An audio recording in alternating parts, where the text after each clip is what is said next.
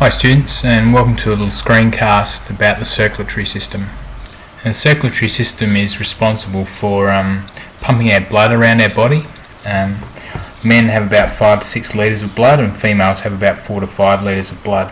And in that blood we have red blood cells, white blood cells, platelets, plasma.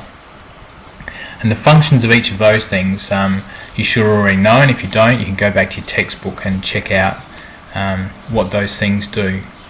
But this screencast is not about informing you about those things, it's informing you about how the circulatory system works. Now, the circulatory system is made up of a number of things. First of all, and most importantly, the heart. And the heart acts as the pump which moves the blood around the circulatory system. We also have arteries. Arteries carry blood at high pressure away from the heart and move it out to our muscles so that the oxygen can be delivered. Veins move the blood back to our heart after the oxygen has been taken out of it. So that deoxygenated blood goes back to our heart, which is then pumped to our lungs, which then provide oxygen back to the blood. Now it's important to note that arteries that take the blood away from the heart to deliver it to muscles, to provide oxygen to the muscles, the further away from the heart it gets, the smaller these arteries become, and they turn into capillaries which feed right down into the smallest parts of our bodies, and those capillaries are what deliver that blood to the muscles from the arteries.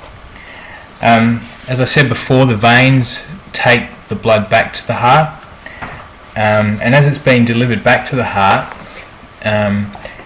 it can only move back towards the heart. It can't move back again or back down the veins.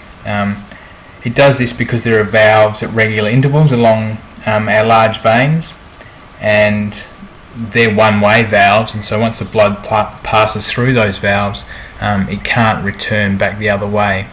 So this process of moving blood around the body requires 2 circuits. One is the pulmonary circuit and one is the systemic circuit. The pulmonary circuit is the circuit that's responsible for moving deoxygenated blood from the heart to the lungs to reoxygenate and then back to the heart. And you can see on our diagram the lungs out to the side here, and you can see the blue blood flowing to the lungs and becoming red blood, which is the oxygenated blood flowing back to the heart. Then that goes to the second system, which is the systemic system or systemic circuit, and so that oxygen rich blood flows out to the muscles, which is represented up here on our diagram, and also flows down here to our muscles in our lower body. And so our muscles use that oxygenated blood. They take the oxygen, they produce ATP, producing energy for our body to use.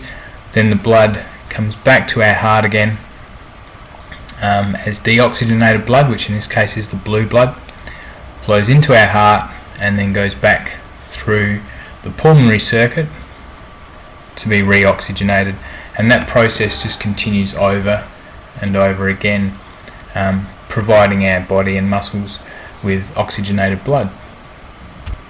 The pulmonary artery is responsible for transporting the deoxygenated blood from the heart's right ventricle to the lungs, where, as I said before, it gets reoxygenated. It also gets rid of the carbon dioxide at this point, which is the waste product, which is then breathed out of our bodies. The oxygenated blood is returned via the pulmonary vein, which carries the oxygenated blood back to the heart's left atrium, which you can see here. And just one thing before we wrap up, you can see the red blood, the oxygenated blood here in the systemic system, and also in the top up here, travelling to these little dots represent the body's cells. And so the cells in the muscle, and you can see the O2 or the oxygen going into the muscle cells and the carbon dioxide coming out of the muscle cells, which is the waste product. Carbon dioxide is delivered back to the heart in the deoxygenated blood, which is then delivered to the lungs, and that's where we expel that carbon dioxide when we breathe out. So there's a short explanation of the circulatory system and the two systems that allow that to work. So we have the pulmonary system and the systemic circuit, which allow our blood to flow around our body, use oxygen, and expel carbon dioxide. So I hope this was useful. Thank you very much.